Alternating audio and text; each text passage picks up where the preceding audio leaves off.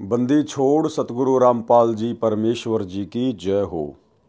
परम पिता परमात्मा सारी सृष्टि के रचनहार कुल मालिक असंख्य ब्रह्मांडों के स्वामी जगत गुरु तीनों लोकों में प्रवेश करके सबका भरण पोषण करने वाले राजाधिराज आत्माधार नाथों के नाथ देवों के देव महादेव सर्वेश्वर महेश्वर मृत्युंजय अजरो अमर आदि अनादि सनातनी प्रभु जगत पिता जगदीश्वर श्री श्री 1008 की उपाधि के वास्तविक अधिकारी अकाल मूरत शब्द स्वरूपी राम वासुदेव सर्वगतम ब्रह्म परम पूज्य प्रथम पूज्य परम संत परम पुरुष परम धनी परम दयालु सत्य कबीर हक्का कबीर अल्लाहु कबीर अल्लाहु अकबर बाखबर अल्लाह ताला जगत के तारणहार जगत के मुक्तिदाता जगत के जगन्नाथ हारे के सहारे हिंदुओं के राम मुसलमानों के अल्लाह सिखों के वाहिगुरु ईसाइयों के मसीह दया के सागर दयानिधि करुणा के सागर करुणानिधि स्वयंभू परिभू संकट मोचन कष्ट हरण मंगल करण दुख भंजन अविगत कबीर निर्विकार निर्विषम परमात्मा अलय अलेख सतगुरु आदि अनादि सतगुरु असली मर्यादा पुरुषोत्तम असली राम असली कृष्ण असली घनश्याम असली मुरारी राजाओं के राजा महाराजाओं के महाराजा शहंशाहों के शहंशाह सम्राटों के सम्राट भगवानों के भगवान अल्लाहों के अल्लाह प्रभुओं के प्रभु मसीहाओं के मसीह सच्चे वाहिगुरु बाबाओं के बाबा पीरों के पीर सेठों के सेठ जगत सेठ सावड़सा सेठ सर्वगुण संपन्न अनंत कोटि कलाओं के स्वामी अनंत कोटि ब्रह्मांडों के नायक योगियों में महायोगी ध्यानियों में महाध्यानी सिद्धों में परम सिद्ध ज्ञानियों में तत्वज्ञानी ब्रह्म ज्ञानी महाज्ञानी परम ज्ञानी सर्वश्रेष्ठ ज्ञानी विज्ञानी युवा कबीर समृत कबीर असमवात अमित ओजा सच्चे रहनुमा करीम अल्लाह सुबहान अल्लाह दुनिया के अंतिम पैगंबर 8 सितंबर 1951 से गांव धनाना जिला सोनीपत हरियाणा भारतवर्ष की पावन भूमि पे प्रकट रियल कल की भगवान श्री नारायण साकार हरि श्री बाबा साहेब शब्द स्वरूपी राम संत श्रोमणी सतगुरु रामपाल जी परमेश्वर जी के चरण कमल में साध संगति से जुड़े हुए आपुरम सभी देश विदेश से सत्सेवक भाई बहनों का अनंत कोटि दंडवत प्रणाम। सत्साई भाइयों और बहनों, दया पूज्य गुरुदेव भगवान की सतगुरु रामपाल जी परमेश्वर जी की सारी सृष्टि के रचनहार की भाइयों और बहनों, इस कलयुग की बिचली पीढ़ी में साध संगति से जुड़कर गुरुदेव भगवान के विशेष आशीर्वाद से आप और हम सभी सत्सेवक आत्माएं अपनी आत्मा के कल्याणार्थ हेतु भक्ति मार्ग पर मोक्ष प्राप्ति के लिए निरंतर आगे की ओर बढ़ रहे हैं। भाई और बहनों, पूज्य गुरुदेव भगवान की आप और हम सभी आत्माओं पर विशेष कृपा है, रजा है, जो गुरुदेव ने हमें भक्ति मार्ग के ट्रेनिंग सेंटर साध संगति से जोड़ा हुआ है। साध संगति से जुड़कर हमें भक्ति मार्ग से संबंधित गहरी गहरी जानकारियां प्राप्त हो रही हैं। आप और हमारा विश्वास अपने ही गुरु को इष्ट मानकर दिन प्रतिदिन उनके चरणों में बढ़ता ही जा रहा है। तो भाई और बहनों, पूज्य गुरुदेव जी के कर कमल से लिखित पवित्र पुस्तक मुक्ति बोध के ऊपर वीडियो बनाने की श्रृंखला जारी है। इसी श्रृंखला में आज हमारा ये 22वें नंबर का वीडियो है। प्रत्येक वीडियो में सतगुरुदेव भगवान के आशीर्वाद से हमें भक्ति मार्ग से संबंधित बहुत कुछ बातें सीखने और समझने को मिलती हैं। तो चलिए आज के वीडियो में हम आगे बढ़ते हैं।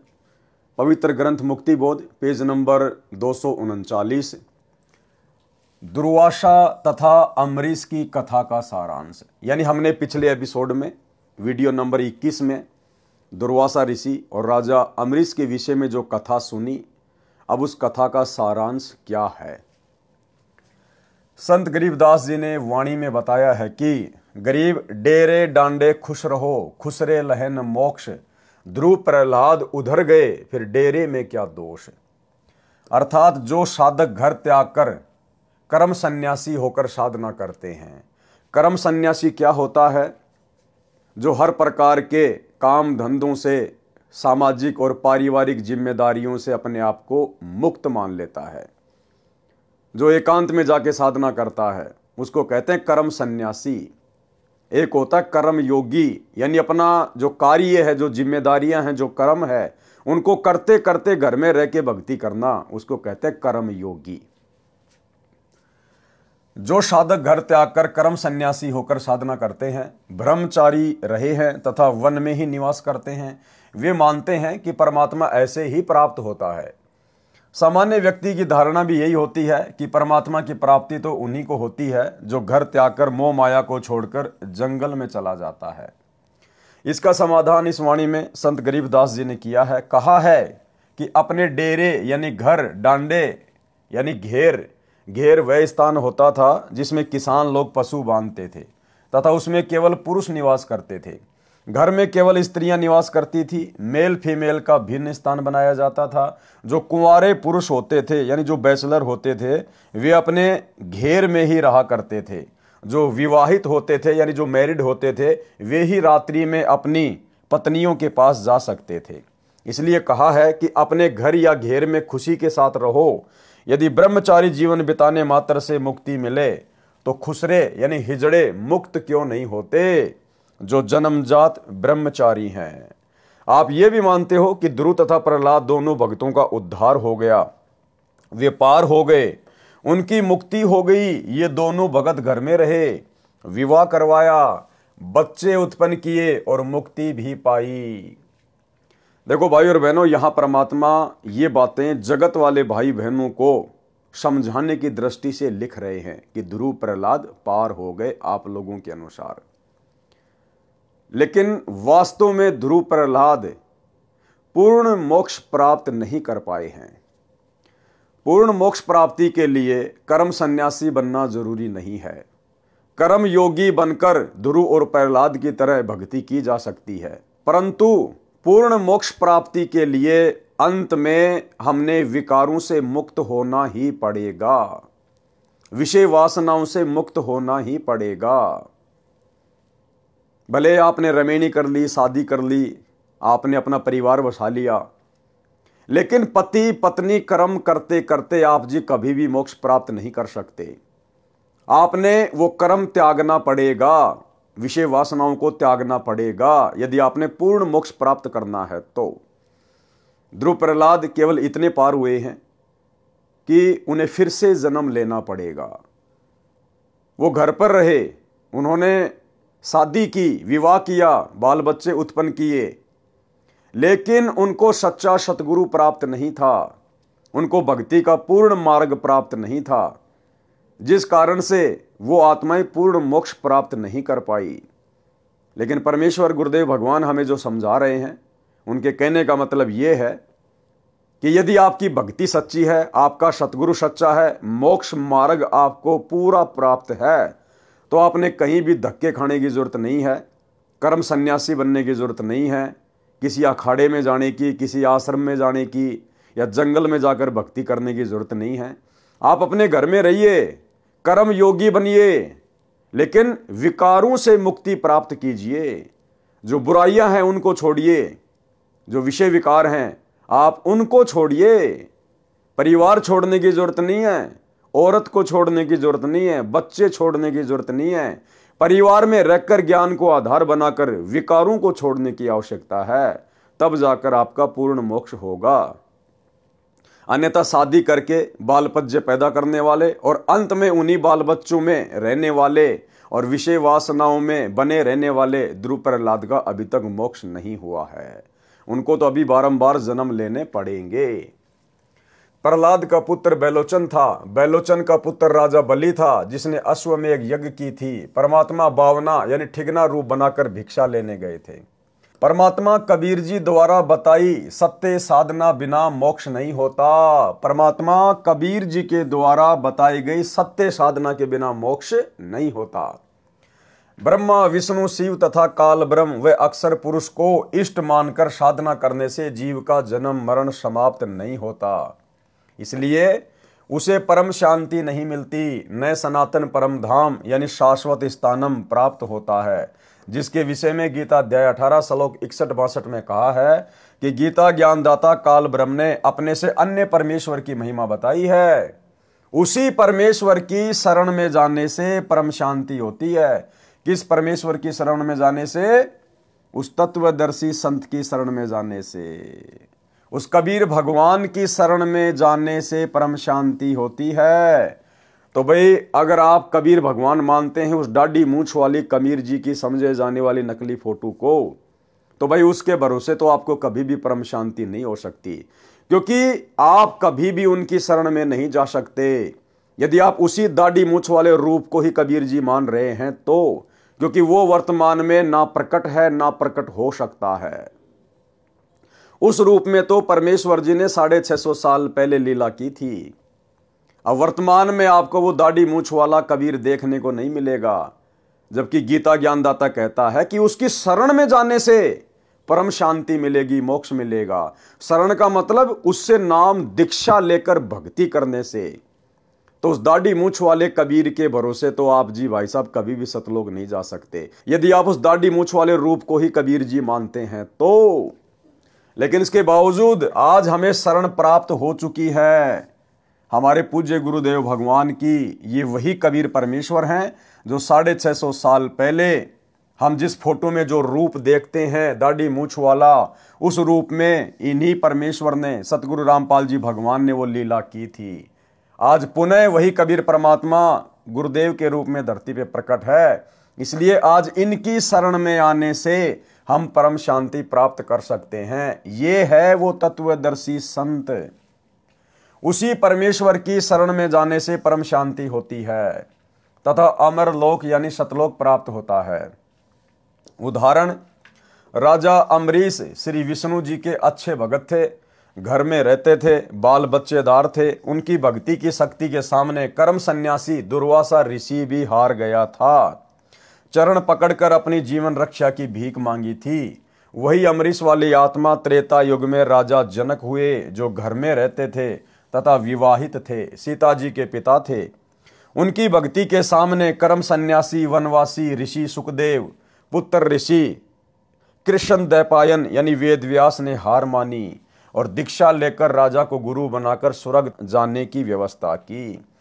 यानी जो कर्म योगी थे और जिनको शत भक्ति प्राप्त थी, उनके सामने अपने आप को जो कर्म सन्यासी समझते थे, घर छोड़कर ब्रह्मचारी रहकर तपस्या करते थे, साधना करते थे, उन कर्म सन्यासियों ने कर्म योगियों के सामने घुटने टेके, उनको अपना गुरु धारण किया।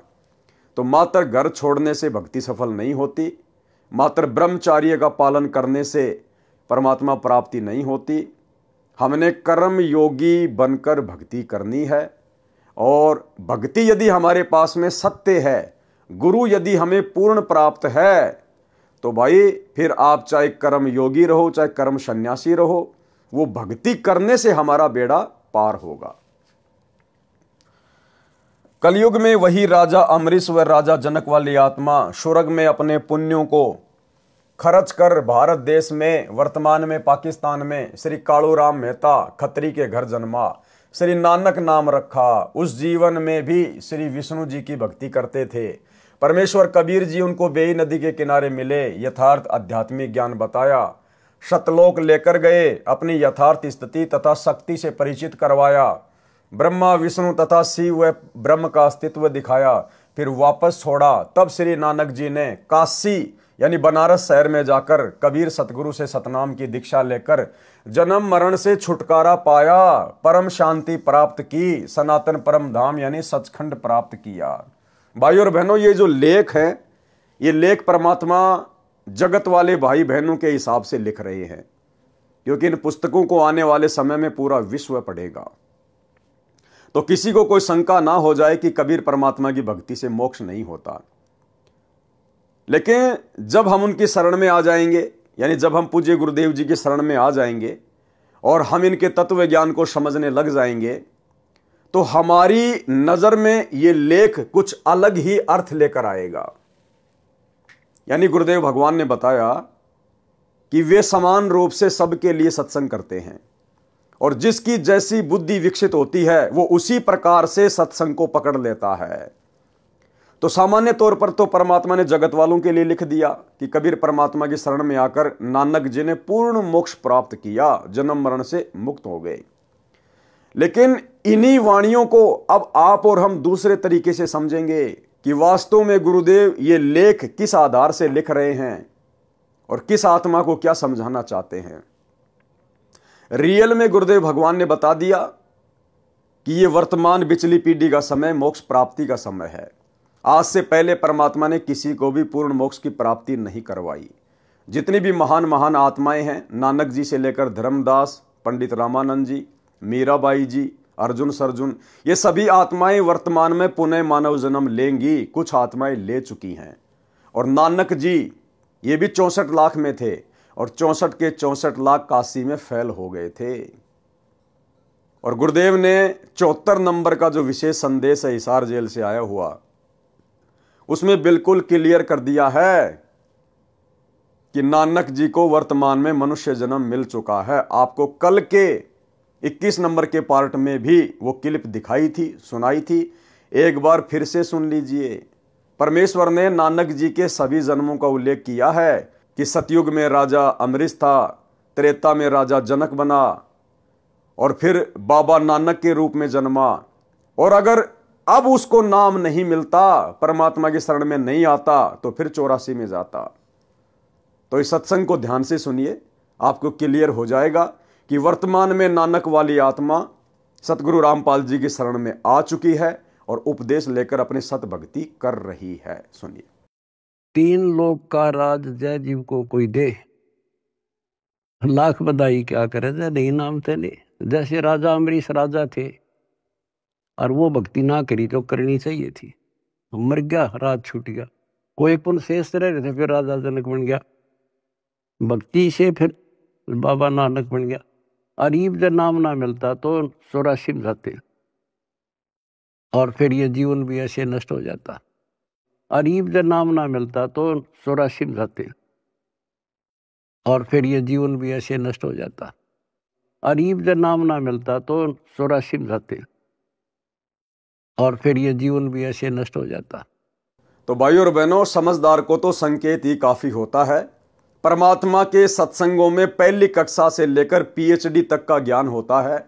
जिस आत्मा की जैसे जैसे बुद्धि विकसित होती चली जाएगी, उन सत्संगों का उसी हिसाब से अर्थ निकालती चली जाएगी।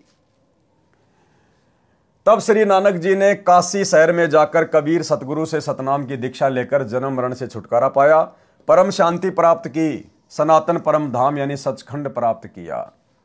काल ने ऋषि दुर्वासा को प्रेरित किया था ताकि अमरीश सत्य साधना त्याग दे और इसका इसी जन्म में पतन हो जाए।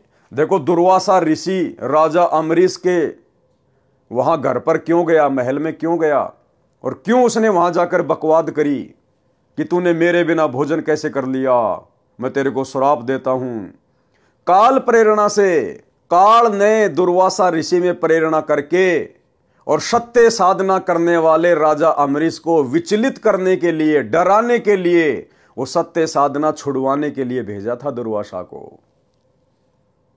और भाइयों और बहनों, हमने भी शांत स्वभाव दर्शाते हुए नेक नीति और आदर के साथ में जो एक भगत के गुण होते हैं, लक्षण होते हैं, क्योंकि राजा अमरीश को अपने इष्ट पर विश्वास था, उसको अपनी भक्ति पे विश्वास था। वो किसी के शराप देने से, किसी के डराने से, ज्यादा ऊंचा बोलने से भयभीत नहीं हुए, क्योंकि उन्हें अपने ईश में सबसे ज्यादा समर्थता नजर आती थी। और परमेश्वर ने उसके इस विश्वास को देखते हुए फिर उसकी रक्षा भी की। तो इसी प्रकार भाइयों और बहनों, वर्तमान में हमने भी हर प्रकार से लोक लाज से संघर्ष करना है, घर परिवार और समाज वालों से संघर्ष करना है। लड़ना नहीं, झगड़ना नहीं, विचलित नहीं होना, अपना आपा नहीं खोना, जोश में आकर होश नहीं खोना। हमने अपने गुरुदेव भगवान पर विश्वास रखना है कि मेरा रक्षक मेरा गुरु है और मेरे गुरु से बड़ा समर्थ, निर्विकार, निर्भय सृष्टि में और दूसरा कोई नहीं है, जो कि परम सत्य है। तो फिर हमारा कोई बिगाड़ क्या लेगा? दुनिया चाहे कितना ही क्यों ना भोके, अगर हम इस भक्ति रूपी हाथी पे बैठे हैं, हमें विश्वास है, तो फिर कुत्ते चाहे कितना ही भोके, समाज चाहे कितना ही भोके, रिश्तेदार कितना ही भोके, अनुपदेशी आपको कितना ही भयभीत करें, वे हमारा कुछ भी नहीं बिगाड़ पाएंगे। काल ने ऋषि दुर्वासा को प्रेरित किया था ताकि अमरीश सत्य साधना त्याग दे और इसका इसी जन्म में पतन हो जाए, यानी बेड़ा गर्क हो जाए।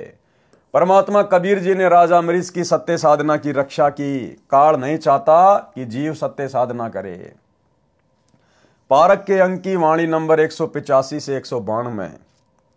गरीब बंजारे के बैल जो फिर देश परदेश, जिनके संग न साथ हूँ जगत दिखावे भेष। यानी जो पाखंडी हैं, सत्य साधना करते नहीं है, देश विदेश में मांगते फिरते हैं, मान बढ़ाई के भूखे हैं, परमात्मा कहते मैं उनके साथ में नहीं हूँ।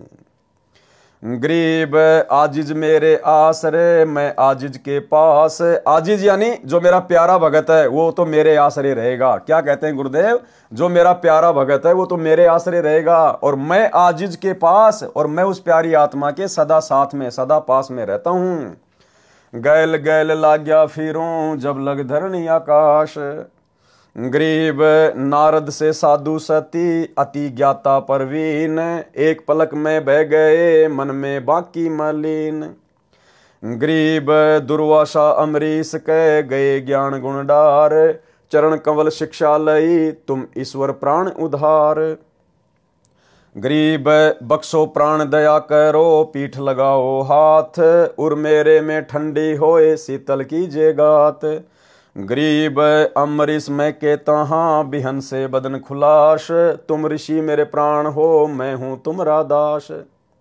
यानी दुर्वासा ऋषि ने इतनी बदसलूकी की राजा अमरीश के साथ में, उसके बावजूद भी राजा अमरीश ऋषि दुर्वासा से नाराज नहीं हुए और कहा कि मैं तो आपका दास हूं, जैसा आपने किया वैसा परिणाम आपको मिल गया। गरीब चक्र सुदर्शन शीस धरी, दीजियो भक्ति की आन, मैं चेरा चरणा रहूं बख्शो मेरे प्राण। और वर्तमान में क्या हो रहा है भाई और बहनों?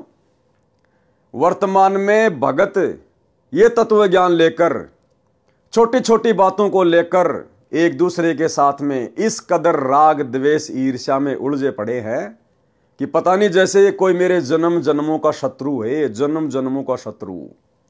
अरे भैया, अगर आप किसी भगत के विचारों से सहमत नहीं हैं, अगर किसी भगत ने आपके साथ में धोखा कर दिया, छल कपट कर दिया, तो भैया आप उस भगत को छोड़िए ना।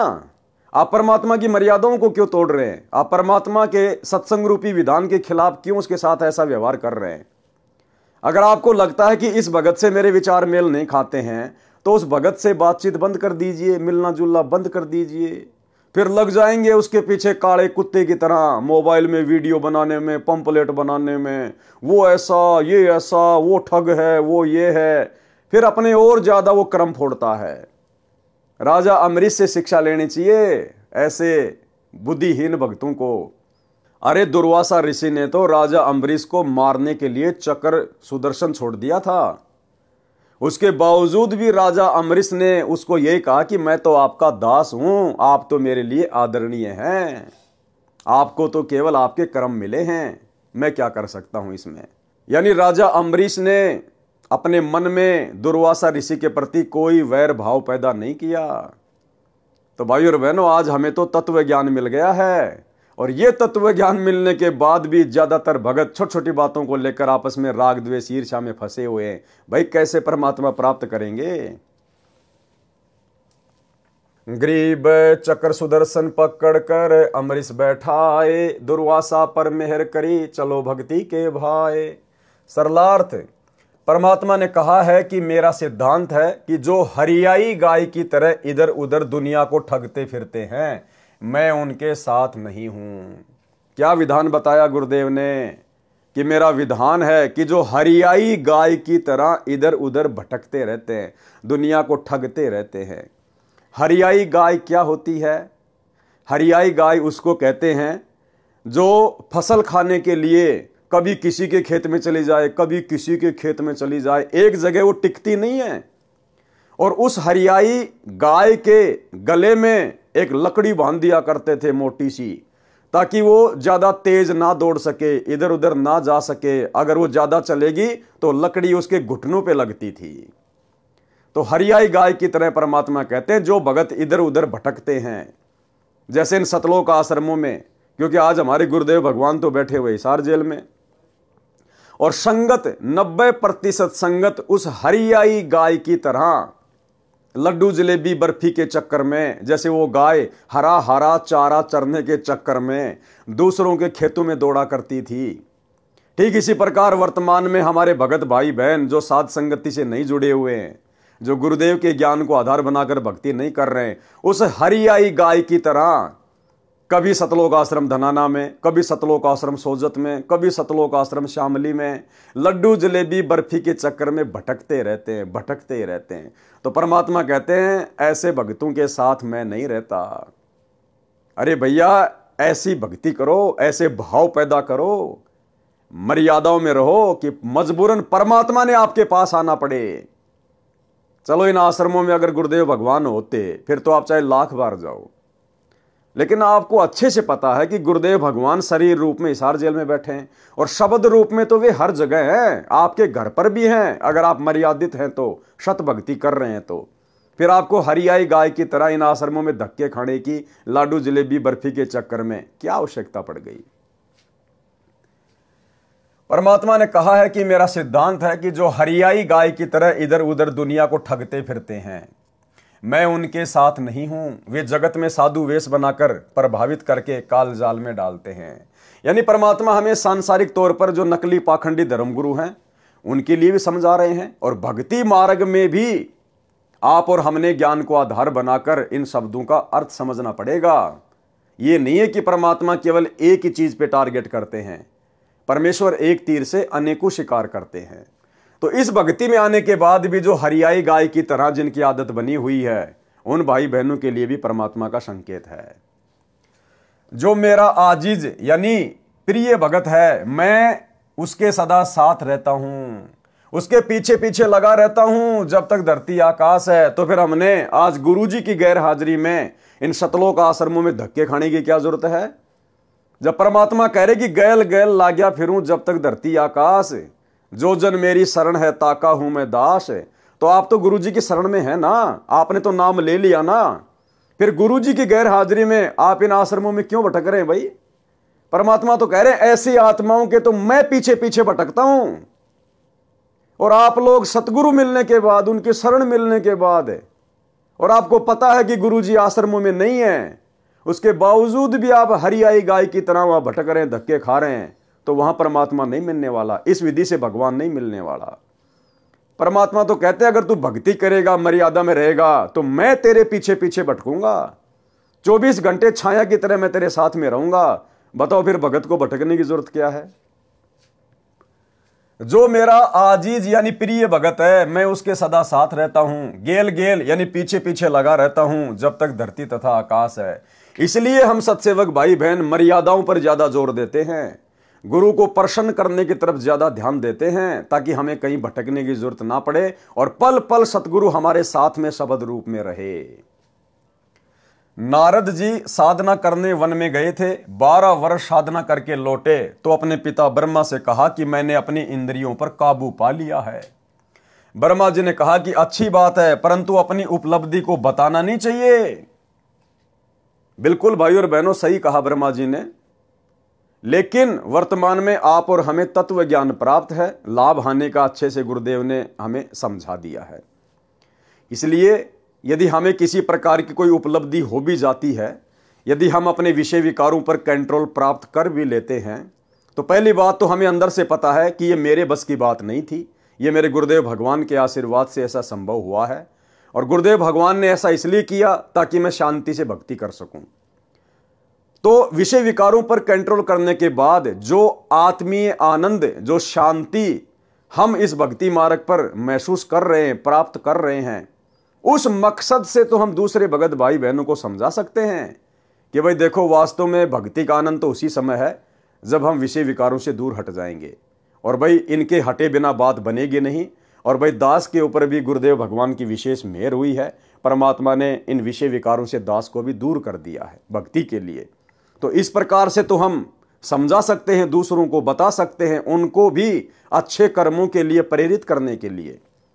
और एक होता है कि मैंने विषय विकारों पे विजय प्राप्त कर ली, हाँ मैंने अपनी पत्नी को अपनी बहन बना लिया, अब मैं काल के जाल में नहीं फंसने वाला, तो वो जरूर फंसेगा, क्योंकि वो अहंकार में बोल रहा है। तो इस मकसद से ब्रह्मा जी ने अपने पुत्र नारद को कहा था कि बेटा किसी और के सामने जिक्र मत करना, परंतु अपनी उपलब्धि को बताना नहीं चाहिए। आप श्री विष्णु जी से तो ये बात बिल्कुल ना कहना। नारद जी तो उमंग से भरा था, श्री विष्णु जी के पास गए, उनको अपनी साधना की सफलता बताई। अब बताओ, ये देवी देवता भाई और बहनों आप और हमारे से भी नैतिक ज्ञान में नीचे गिरे हुए हैं। ब्रह्मा जी का बेटा नारद, और जब नारद ने अपनी उपलब्धि अपने पिता को बताई तो ब्रह्मा जी ने आदेश दिया कि बेटा विष्णु को तो विशेष तौर पर मत बताना, तेरे चाचा को तो बिल्कुल ही मत बताना। इसके बावजूद नारद जी सबसे पहले विष्णु जी के पास गए और सारी बात बता दी। तो कहां ये अपने बाप की बातें मानते हैं। तो भाई और बहनों, ऐसा का ऐसा लफड़ा, ऐसा का ऐसा झगड़ा ऊपर के लोकों में है। ऊपर कुछ भी विशेष नहीं है, यहां से भी ज्यादा आग लगी हुई है। परंतु अपनी उपलब्धि को बताना नहीं चाहिए। आप श्री विष्णु जी से तो ये बात बिल्कुल ना कहना। नारद जी तो उमंग में भरा था, श्री विष्णु जी के पास गए, उनको अपनी साधना की सफलता बताई। यानी अपने बाप की बात नारद जी ने नहीं मानी कि मैंने अपनी इंद्रियों पर काबू पा लिया है। यह कहकर कुछ देर बाद चल पड़े। श्री विष्णु जी ने एक मायावी शहर बनाया। किस विष्णु ने बनाया? इस विष्णु ने बनाया, सतगुरु रामपाल जी भगवान ने बनाया। तीनों लोकों में प्रवेश करके जो सबका पालन पोषण करते हैं, उस विष्णु भगवान ने, सतगुरु रामपाल जी ने, कबीर परमात्मा ने बनाया। श्री विष्णु जी ने एक मायावी शहर बनाया, क्योंकि भाई और बहनों ये मायावी शहर नहीं बना सकते, क्योंकि ये केवल मैनेजर हैं, नौकर हैं, व्यवस्था संभालते हैं। और मैनेजर कभी भी फैक्ट्री नहीं खोल सकता, कंपनी नहीं खोल सकता, वो तो मालिक खोलता है, मैनेजर केवल व्यवस्था देखता है। श्री विष्णु जी ने एक मायावी शहर बसाया, उसमें राजा की लड़की का विवाह का स्वयंवर रचा। मनमोहक माहौल था। नारद ने सुने विवाह के गीत। नारद विवाह कराने के लिए अत्यधिक प्रेरित हुआ। अब बताओ, अपने पिता के पास तो जाके ढोल पीट रहा था, विष्णु के पास जाके ढोल पीट रहा था कि मैंने कामदेव पर विजय प्राप्त कर ली। और जैसे ही वहां शादी का माहौल देखा, तुरंत मन में उमंग पैदा हो गई शादी करवाने की। रूप के लिए, यानी अच्छी शक्ल प्राप्त करने के लिए, ताकि लड़की जल्दी प्रसन्न हो जाए और मेरे गले में वरमाला डाल दे।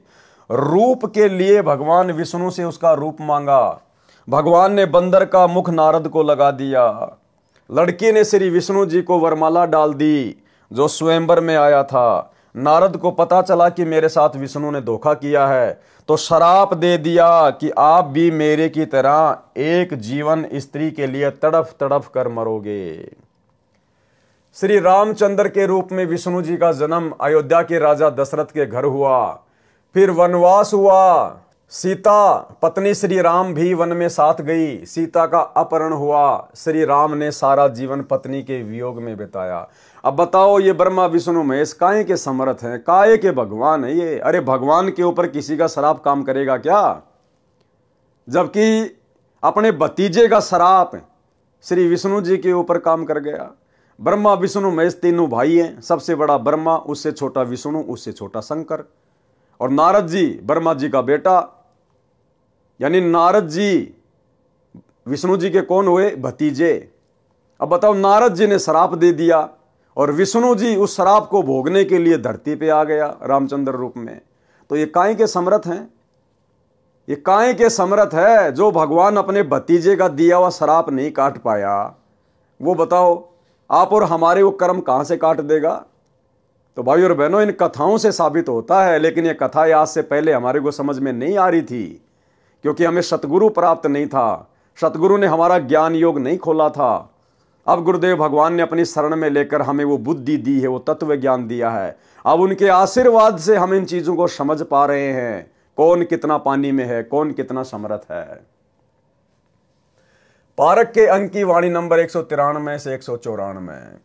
गरीब गण गंधर्व और मुनि जन 33 तत्व सार, अपने जन के कारण उतरे बारंबार। गरीब अनंत कोटि अवतार हैं, नोचित वे बुद्धि नाश, खाली खेल खलक में 6 ऋतु 12 मास। सरलार्थ, जितने भी देव गण मुनिजन 33 करोड़ देवता हैं, ये परमात्मा की भक्ति करके इस पद को प्राप्त हुए हैं।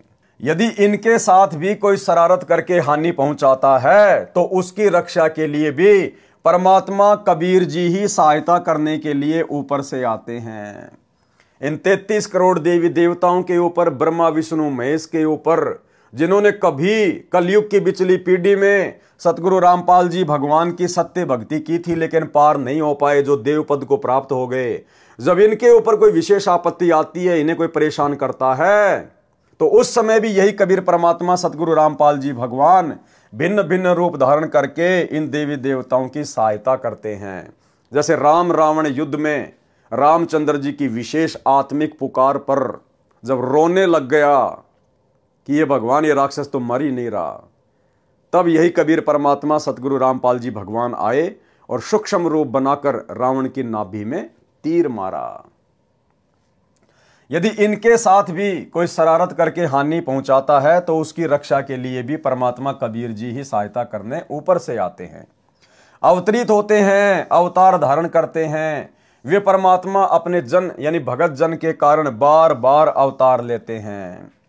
जैसे प्रहलाद भगत की रक्षा के लिए नरसिंह रूप धारण करके अचानक आए और अपना कार्य करके चले गए, यानी वो परमात्मा इनकी रक्षा के लिए या भक्ति मार्ग को चलाने के लिए सतलोक से किसी आत्मा को नहीं भेजता, बारंबार स्वयं ही अवतरित होता है, स्वयं ही अवतार धारण करता है। देखिए क्या लिखा है, तो उसकी रक्षा के लिए परमात्मा कबीर जी ही सहायता करने ऊपर से आते हैं, किसी को भेजते नहीं है सतलोक से, स्वयं ही ऊपर से आते हैं, अवतरित होते हैं, स्वयं ही अवतरित होते हैं, अवतार धारण करते हैं, स्वयं ही अवतार रूप में आते हैं।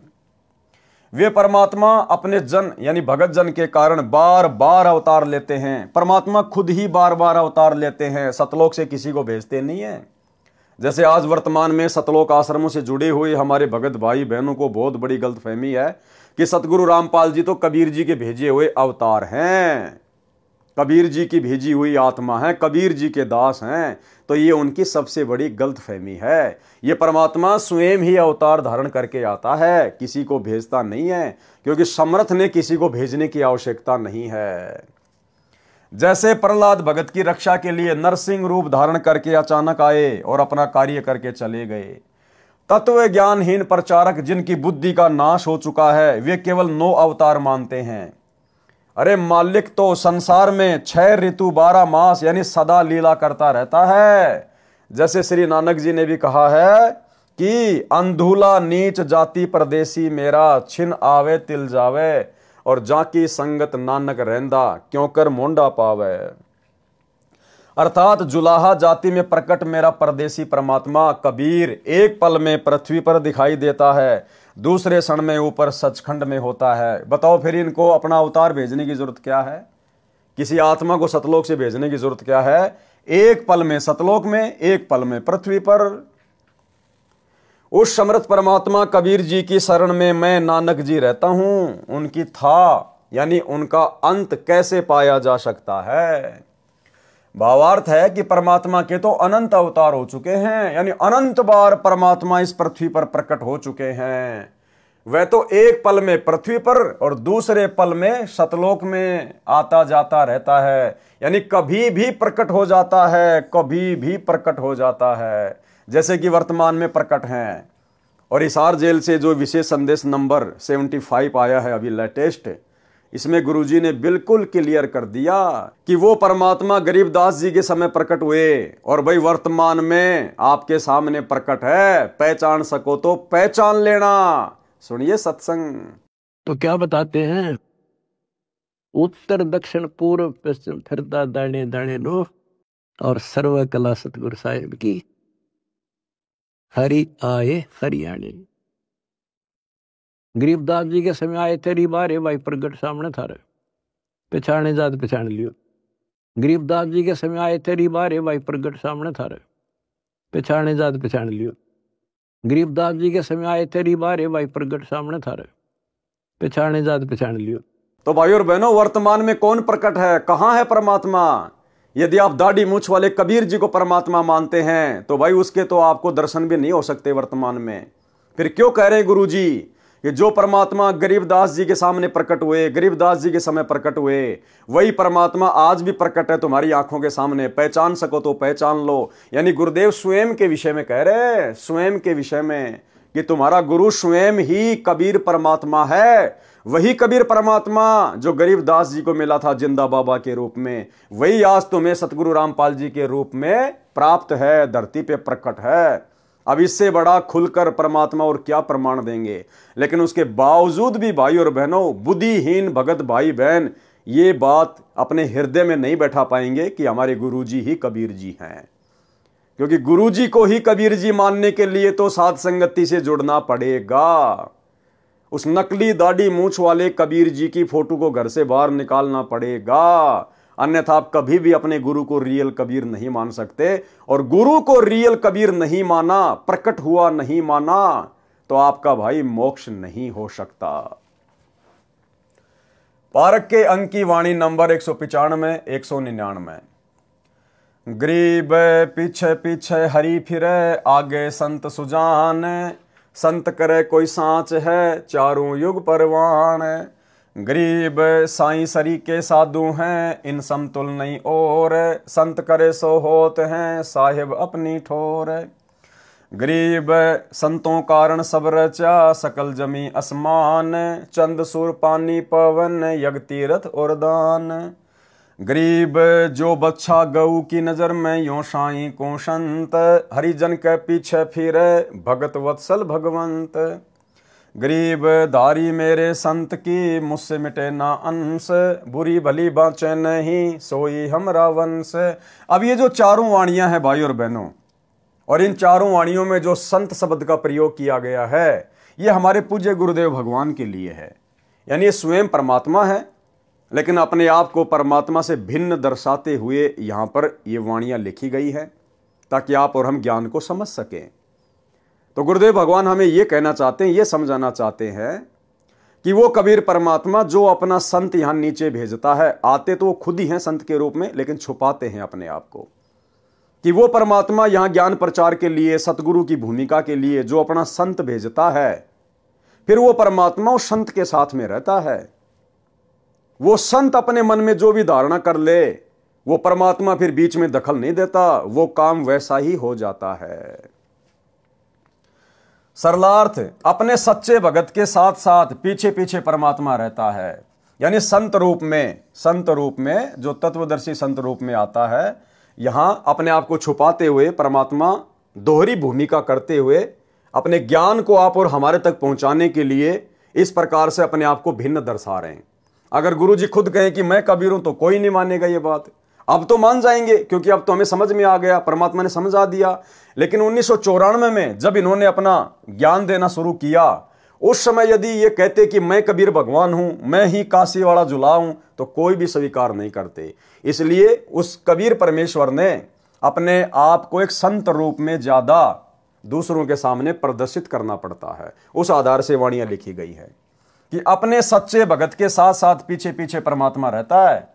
संत जो करते हैं, सच्चा कार्य करते हैं, यानी सही करते हैं, कभी किसी का अहित नहीं करते। कौन? पूर्ण संत। चारों युगों में प्रमाण रहा है कि संत सही क्रिया करते हैं, भलाई के शुभ काम करते हैं।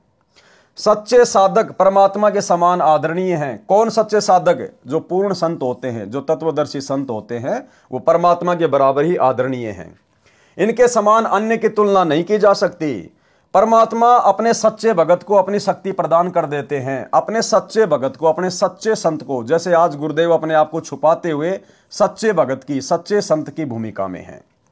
परमात्मा अपने सच्चे भगत को अपनी शक्ति प्रदान कर देते हैं। परमात्मा कबीर जी कहते हैं कि मेरी बजाय इन संतों से मांगो। संत परमात्मा से प्राप्त शक्ति से अपने अनुयायियों की मनोकामना पूर्ण करते हैं, उनकी रक्षा करते हैं। परमात्मा कबीर जी उनके बीच में कोई दखल नहीं देते। यानी संत ने जो धारणा अपने मन में बना ली, जो आशीर्वाद अपने शिष्य को दे दिया, फिर परमात्मा बीच में कोई दखलंदाजी नहीं करता। क्यों? क्योंकि संत स्वयं ही परमात्मा होता है। कौन से मार्ग में? इस कबीर परमात्मा के सतलोक वाले मार्ग में, सत भक्ति मार्ग में, अन्य पाखंडियों की भक्ति में नहीं, तीन लोक की भक्ति में नहीं, केवल सतलोक वाली भक्ति में कबीर परमात्मा खुद ही संत रूप में होता है। इसलिए भला बीच में दखलंदाजी और कौन करेगा। इसलिए कहा है कि संत करे सो होत हैं, यानी तत्वदर्शी संत करे सो होत हैं, और साहिब अपनी ठोर।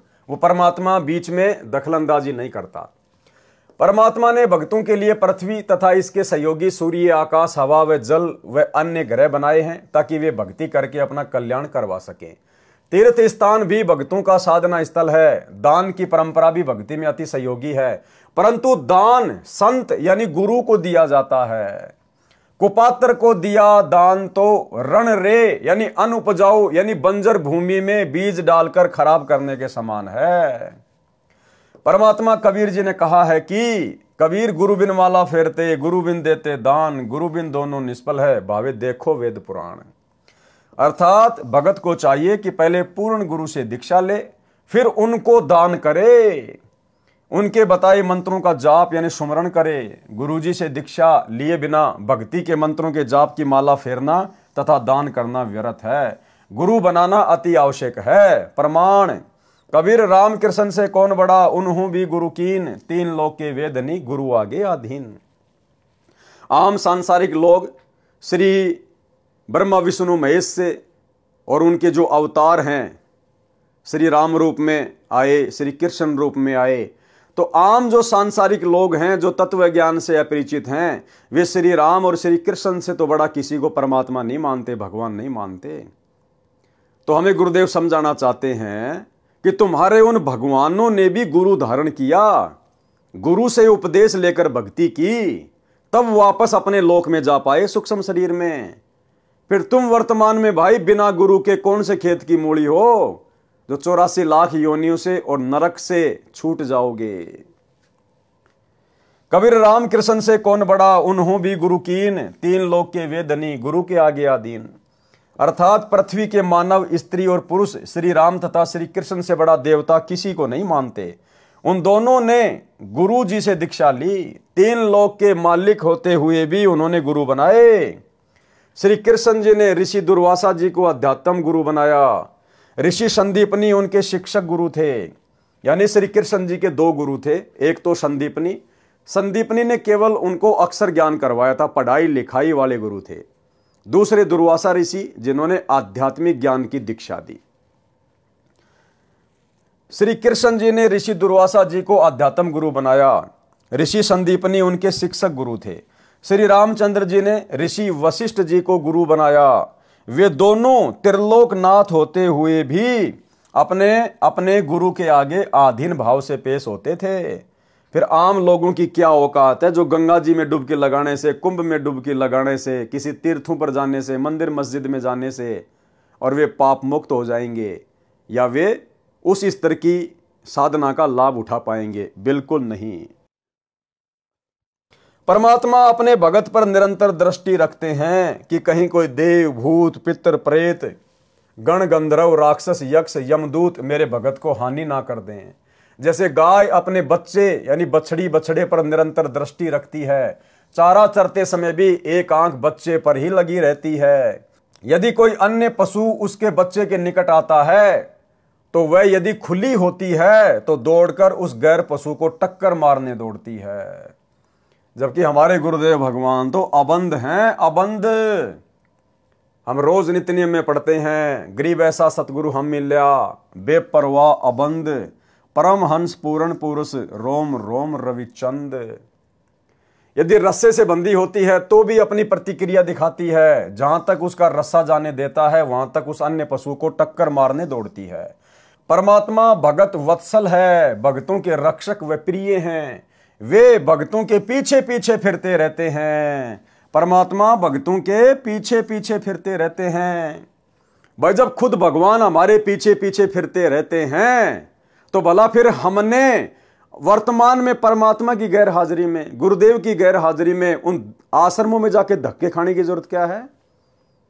भाई यदि हम भगत हैं, सही भक्ति कर रहे हैं, मर्यादा में हैं, तो ऐसे भगत के जब परमात्मा खुद ही पीछे पीछे फिरता रहता है तो हमने वर्तमान में गुरुजी की गैर हाजिरी में इन सतलोक आश्रमों में धक्के खाने के लिए क्यों जाना? या वो जाएंगे जिनको अभी तक ये ज्ञान समझ में नहीं आ पाया है। क्योंकि परमात्मा कहते हैं गोता मारूं सुरग में जा बैठूं पाताल, और गरीब दास ढूंढता फिरूं अपने हीरे मोतीलाल। बताओ, जो परमात्मा खुद ही भगत के पीछे पीछे रहता है, साए की तरह साथ में रहता है, शब्द रूप में पल पल साथ में रहता है, तो फिर भगत ने कहीं धक्के खाने की क्या जरूरत है? धक्के वो खाएगा जो कस्तूरी वाले हिरण की तरह अभी तक कस्तूरी को पहचान नहीं पाया। मेरे संत यानी सतगुरु पद पर जो संत होता है उसकी धारणा यानी जो वो अपने सेवक अनुयायियों को आशीर्वाद देकर लाभ देना चाहता है, उसकी वह धारणा मेरे से टाली नहीं जा सकती, यानी मैं उसमें दखल नहीं दे सकता। क्यों? क्योंकि संत इस कबीर परमात्मा के मार्ग में जो पूर्ण संत होता है, जो तत्वदर्शी संत होता है, वो स्वयं कबीर भगवान ही होता है, इसलिए दखल और देगा कौन? परंतु मेरे भगत यानी संत को मर्यादा का ध्यान रखना अनिवार्य है, लेकिन अपने भेजे गए संत के लिए भी मर्यादा अनिवार्य है। और भाइयों और बहनों, अब आपको समझ में आएगा कि वर्तमान में इन शतलोक आश्रमों में 90% भगत भाई बहनों से ज्ञान विरुद्ध कर्म कौन करवा रहा है? गुरु का नाम लेके, या इस लाइन में यह बात बोलकर परमात्मा क्या कह रहे हैं कि मेरा जो संत होता है, जिसको मैं तत्वदर्शी संत बना के भेजता हूं, सतगुरु बना के भेजता हूं, जैसे वर्तमान में हमारे गुरुदेव भगवान आए हुए हैं, तो परमात्मा कबीर जी कह रहे हैं कि उस संत को भी मर्यादाओं का विशेष ध्यान रखना पड़ता है। यानी उस संत को मर्यादा बना के कौन देता है? परमात्मा। आपने कई सत्संगों में सुना होगा गुरुदेव के मुख कमल से कि बच्चों ये हमारे भगवान के नियम हैं। तो नियम भक्ति के सतगुरु रामपाल जी को किसने दिए? कबीर भगवान ने, क्योंकि समझाने की दृष्टि से परमात्मा ने लिखा है, उसी दृष्टि से दास आपको समझा रहा है। तो भक्ति के नियम सतगुरु रामपाल जी को दिए किसने? कबीर भगवान ने। फिर क्या कह रहा है वो परमात्मा? परंतु मेरे भगत यानी संत को मर्यादा का ध्यान रखना अनिवार्य है। किसको? उस तत्वदर्शी संत को, जिसको गुरु पद पे भेजा जाता है। तो भाई फिर वो तत्वदर्शी संत कैसे मर्यादा तुड़वाएगा? भक्ति मार्ग में राजनीति नहीं करनी, ये राजनीति बंदी छोड़ को बिल्कुल भी पसंद नहीं है। ये किसका नियम है? कबीर भगवान का। एक बार गुरुदेव के मुख कमल से सुन लो कि राजनीति करने वालों से बंदी छोड़ कितना नाराज होता है। सुनिए। तो ये कच्चा काम नहीं करते बंदी छोड़, तो इन्होंने 250 वर्ष इंतजार करनी पड़ी कि कोई इस बात को समझ के और नीयत से, इसमें छल कपट नहीं चलता, इसमें पॉलिटिक्स राजनीति को बंदी छोड़ पसंद कतई नहीं करता। यह हमने आजमा के देख रखी है। अगर मैं भी कसूर करूंगा तो मेरा वो दोनों बात से अपनी छतरी अपनी छाया हटा लेगा ऊपर तय, और भाई ने वह बात से घर ते बाहर लकड़ते पाला पड़े से कर्म का जाडा लगेगा, सर्दी लगेगी। इसी प्रकार सतगुरु अपनी छत्र छाया में अपने बच्चे ने छाती का ला कर रखे। जिस प्रकार छोटे से बच्चे ने माता पिता और दादा गुदड़े में लको कर रखा करे अकेले इसके सर्दी ना लग जा, तो न्यू हमारे को बंदी छोड़ जब उसकी शरण में आ जाते हैं इस प्रकार रखे से। पर हमारी कुमत जो से या थोड़ी को ना चौथे युग में आ गया, इकट्ठी होती होती आ रही से। महाराज के युगन युगन की वासना हुई इकट्ठी आन, निर्मल क्यों कर होगा, कोई संत लग्या नहीं कान। तो बात यही हमारा कहने का तात्पर्य है कि जो 40 साल से वहां पर पापड़ बेल रहे थे, उनकी करनी में अंतर था, उनकी कथनी कुछ और करनी कुछ रही। यहां पर कथनी थोड़ी हो, करनी अधिक हो, जो परमात्मा बंदी छोड़ प्रसन्न होते हैं। इन सारा बेरा हम सोच क्या रहे हैं, करांगे क्या, हम इस तक के छुपा सकते हैं। जीता दास गीसा पंथ के अंदर गीसा संत का एक परम शिष्य हुआ है। वो कहते हैं अपने गुरु को परमात्मा स्वरूप समझ कर चले, तो वह कहते हैं कि मेरे पर्दे के महरमी पिया जी, अपने गुरु को कहते हैं, और आपसे कहां लको लो जिया जी, पर्दे तक के आप मेरे जानने वाले हो, ई बाप तो मैं के छुपा सकता हूं मालिक। तो इस प्रकार हमारा भाव बना रहे कि हम ईश्वर से कुछ नहीं छुपा सकते, वो सारी जानते हैं। तो सतगुरु रामपाल जी को ये राजनीति ना करने का, राजनेताओं के तलवे ना चाटने का, फालतू में राजनेताओं का समर्थन ना करने का, ये आदेश किसने दिया? ये नियम किसने बना के दिया? कबीर भगवान ने। उसके बाद गुरुजी ने हमारे को दिया। तो नियम किसका हुआ? भगवान का। और भगवान क्या कह रहा है? परंतु मेरे भगत यानी संत को मर्यादा का ध्यान रखना अनिवार्य है। अब यदि हिसार जेल से सतगुरु रामपाल जी ने ही 2019 में कांग्रेस के तलवे चाटने का और 2024 में नरेंद्र मोदी के यानी बीजेपी के तलवे चाटने का आदेश हिसार जेल से दिया है सतलोक आश्रम मैनेजमेंट हरियाणा को, तो फिर सतगुरु रामपाल जी ने तो कबीर जी की मर्यादा तोड़ दी, और कबीर जी की मर्यादा तोड़ दी तो कबीर जी का जो कनेक्शन है संत रामपाल जी से हट गया, कट गया। फिर संत रामपाल जी भक्तों को कैसे लाभ दे देंगे? तो भाई और बहनों, हम तो कभी सौपन में भी नहीं सोच सकते ये बात है कि हमारे गुरुदेव भगवान इस प्रकार के घटिया आदेश अपने बच्चों को देंगे। तो ये आदेश कौन दे रहा है? गंदी राजनीति का, स्टेडियम बनवाने का। क्योंकि कबीर भगवान का क्या नियम है कि भक्तों ने तो वीडियो गेम भी नहीं खेलना, भक्तों ने ताश भी नहीं खेलना। फिर सतगुरु रामपाल जी अपने कबीर भगवान के द्वारा दिए गए नियमों को संगत से कैसे तोड़वाएंगे? स्टेडियम बनवा के,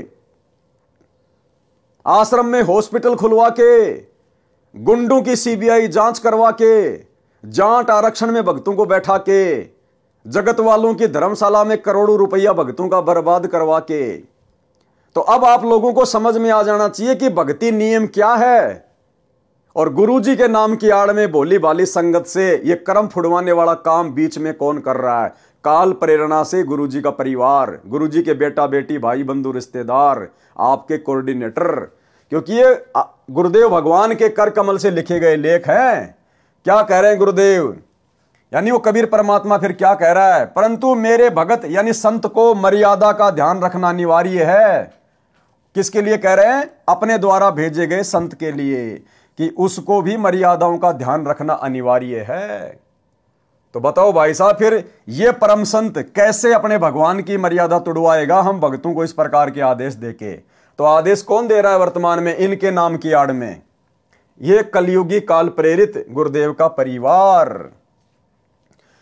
संत भली बुरी यानी राग द्वेष के आधार पर लाभ हानि नहीं करते। अब बताओ गुरुजी की 2019 में भाई बीजेपी वालों से क्या दुश्मनी थी? क्योंकि यहां तो परमात्मा कहते हैं कि जो मेरा तत्वदर्शी संत होता है वो किसी से राग द्वेष के आधार पर उनके साथ में छल कपट नहीं करता। तो बताओ फिर सतगुरु रामपाल जी की 2019 में बीजेपी वालों के साथ में क्या अनबन थी? क्या राग द्वेष ईर्ष्या थी जो सतगुरु रामपाल जी ने 2019 में कांग्रेस का समर्थन करने का आदेश दे दिया होगा? और वर्तमान 2024 में कांग्रेस वालों से क्या अनबन हो गई? क्या राग द्वेष ईर्ष्या मन में आ गई जो वर्तमान में नरेंद्र मोदी के तलवे चाटने के आदेश संगत को दे दिए? तो परमात्मा तो कह रहे हैं कि मेरा जो भेजा हुआ संत होगा वो राग द्वेष के आधार पर किसी के साथ में कुछ भी छलबल नहीं करेगा। तो बताओ फिर ये घटिया राजनीति के आदेश कौन दे रहा है वर्तमान में? भैया काल और दयाल दोनों एक्टिव हैं, सूक्ष्म रूप में दोनों अपना खेल खेल रहे हैं। काल सतलोक आश्रम मैनेजमेंट हरियाणा के अंदर घुसा हुआ है और सतगुरु सत्य प्रेरणा करके अपने सत्सेवक बच्चों के माध्यम से संदेश से दिलवा रहे हैं। संत भली बुरी यानी राग द्वेष के आधार पर लाभ हानि नहीं करते। यदि संत किसी को द्वेष के कारण श्राप देते हैं या सिद्धि से हानि करते हैं तो उसके जिम्मेदार वे स्वयं होंगे। और भाई हमारे गुरुदेव भगवान कैसे ऐसी गलती कर सकते हैं? जैसे ऋषि दुर्वासा भी परमात्मा के भगत थे, उस समय संत को ऋषि कहा जाता था। ऋषि दुर्वासा ने द्वेषवश राजा अम्बरीश भगत के ऊपर सिद्धि से सुदर्शन चक्र छोड़ा। राजा अम्बरीश निर्दोष थे। सुदर्शन चक्र ने भगत अम्बरीश के चरण छुए तथा उल्टा फिरकर दुर्वासा को मारने के लिए चला। दुर्वासा भय मानकर सिद्धि से उड़कर भागा, इंद्र के लोक में गया, शिवजी व ब्रह्मा जी के लोकों में गया, परंतु किसी ने शरण नहीं दी। भगत अम्बरीश विष्णु जी का उपासक था, जिस कारण शर्म के मारे दुर्वासा ऋषि श्री विष्णु जी के पास जाना नहीं चाहता था। उस समय श्री विष्णु जी शेष सैया यानी शेष नाग के ऊपर लगे बिस्तर पर अपनी पत्नी लक्ष्मी जी के साथ विश्राम कर रहे थे। परमात्मा कबीर जी ने, कौन परमात्मा कबीर जी? सतगुरु रामपाल जी भगवान ने, परमात्मा कबीर जी ने श्री विष्णु जी का रूप धारण किया और 88,000 ऋषियों तथा 33 करोड़ देवताओं की सभा बुलाई। एक क्षण में परमात्मा ने अलग से विष्णुपुरी रच दी, विष्णुपुरी, और 33 करोड़ देवी देवता 88,000 ऋषि बैठा दिए अपने सामने एक सेकंड में। परमात्मा कबीर जी ने श्री विष्णु जी का रूप धारण किया और 88,000 ऋषियों तथा 33 करोड़ देवताओं की सभा बुलाई। स्वर्ग में यह कार्य सिद्धि शक्ति से, मानसिक प्रेरणा से होता है। जैसे वर्तमान में मोबाइल फोन से सेकंडों में सूचित किया जाता है, वीडियो कॉन्फ्रेंस से भी सब वार्ता की जाती है। देवताओं की टेक्निक पृथ्वी लोक से लाख गुना अधिक कारगर है। दास साहब सभी भाई बहनों को पहले से ही बोलता आ रहा है वीडियो में कि देवताओं की जो विज्ञान है इस पृथ्वी लोक की विज्ञान से लाखों गुना उत्तम है। और इन देवताओं की विज्ञान से सतलोक की विज्ञान अनंत करोड़ गुना उत्तम है। तो सोचिए सतलोक में क्या टेक्निक होगी। सबके सामने परमात्मा ने ऋषि दुर्वासा को धमकाया कि भक्ति की मर्यादा में रहो, अमरीश भगत से क्षमा मांगो, वे ही आपकी जान बचा सकते हैं। दुर्वासा मरता क्या न करता, भगत अमरीश के दरबार में गए, चरण पकड़कर जीवन की रक्षा मांगी, तब जान बची। संत गरीबदास जी ने बताया है कि कबीर परमात्मा के भगत परमात्मा का कबीर कुल है। अब देखो भाई और बहनों, इस लाइन का बताओ आप क्या अर्थ निकालोगे, इस लाइन का आप क्या अर्थ निकालोगे? अगर कोई अर्थ निकलता है तो आप मुझे बताओ क्या है। संत गरीबदास जी ने बताया है कि, अब यहां से शुरू कर दो आप, यहां से लेकर यहां तक क्या कह रहे हैं गुरुदेव? कबीर परमात्मा के भगत परमात्मा का कबीर कुल है। अब बताओ आप इसको कितनी बार भी पढ़ लो, क्या समझोगे आप? अब इसका निष्कर्ष क्या दिया परमात्मा ने लास्ट में? पहले तो परमात्मा ने पूरी बात संत को और अपने आप को अलग अलग दर्शाते हुए पूरी कर दी, और लास्ट में परमात्मा ने वहीं लाके छोड़ दिया कि कबीर परमात्मा का भेजा हुआ जो संत होता है, यानी होता तो खुद कबीर परमात्मा ये संत रूप में, लास्ट में क्लियर कर दिया कि वो भगत भी खुद परमात्मा ही होता है। कबीर परमात्मा के भगत तो कौन हुए? कबीर परमात्मा के भगत जो संत रूप में यहां जो भेजा जाता है, मान लीजिए सतगुरु रामपाल जी हैं जो अपने आप को कहते हैं कि मुझे कबीर जी ने भेजा है। तो कबीर परमात्मा के भगत, फिर क्या है वो भगत? परमात्मा का, यानी कबीर परमात्मा के भगत परमात्मा का कबीर कुल है, यानी वो खुद ही परमात्मा होता है। वो कबीर परमात्मा खुद ही संत रूप में धरती पे प्रकट होता है। परमात्मा कबीर जी ने कहा है कि मेरा वंश कबीर कुल कभी किसी को स्वार्थ व ईर्ष्यावश कष्ट नहीं देता।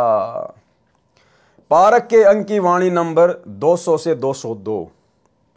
गरीब संख जीव परलोक रे, संखों उत्पत्ति ख्याल, ऐसे सुमरत संत हैं एक खिसे नहीं बाल। गरीब गर्ज इंद्र अनंत दल, बो विधि बरस्या होए, संख जीव परलोक रे, संखों उत्पत्ति जोए।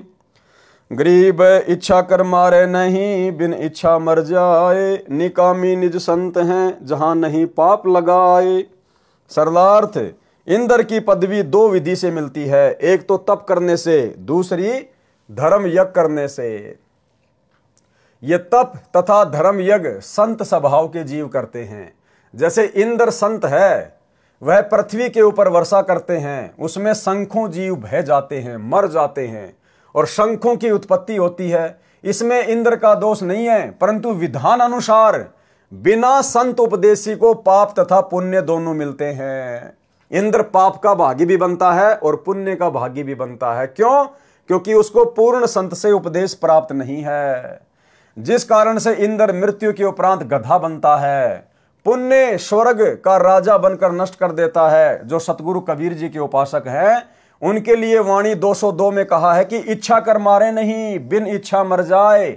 वे निष्काम कर्म करने वाले संत होते हैं, उनको पाप नहीं लगता, क्योंकि सतगुरु की शरण में आने के बाद हमें ज्ञान हो जाता है और हम अपनी तरफ से किसी का बुरा नहीं करना चाहेंगे। हम जानबूझकर किसी को मारना नहीं चाहेंगे, किसी को हानि नहीं करना चाहेंगे, और हमारी इच्छा ना होते हुए यदि कोई हानि हो जाती है तो उसमें फिर वो दोष हमारे ऊपर नहीं होता, क्योंकि हम पूर्ण संत गुरु की शरण में हैं। पारक के अंक की वाणी नंबर 203 से 206। गरीब हद्दी तो छूटे नहीं, कीड़ी बदला दीन। हद्दी कौन? जो काल की हद में है, कहते हैं वो तो छूटते नहीं है, अगर कीड़ी मारी है तो उसका भी बदला देना पड़ेगा। मोहम्मद की बेगम गुश है, काट लिए अंग तीन। हजरत मोहम्मद जी के बारे में फिर समझाया गया है कि कैसे उसकी बेगम ने, उसकी औरत ने उसके शरीर के 3 अंग कटवा दिए। गरीब बरसे तरक डोबी दे, त्यारे तीनों लोक, ऐसे हरिजन संत हैं सौदा रोकम रोक। गरीब बेहतर अक्षुणी शैकरी चुणक ऋषिश्वर देख, कपिल सिंगारे सघड़ के लागे पाप अनेक। गरीब 12 कोटि 99 गोरख जनक विदेह है, यो तारे यो डोब दे या मैं नहीं संदेह। सरलार्थ इस वाणी का, गरीब हद्दी तो छूटे नहीं कीड़ी बदला दीन, और मोहम्मद की बेगम गुशे काट लिए अंश 3।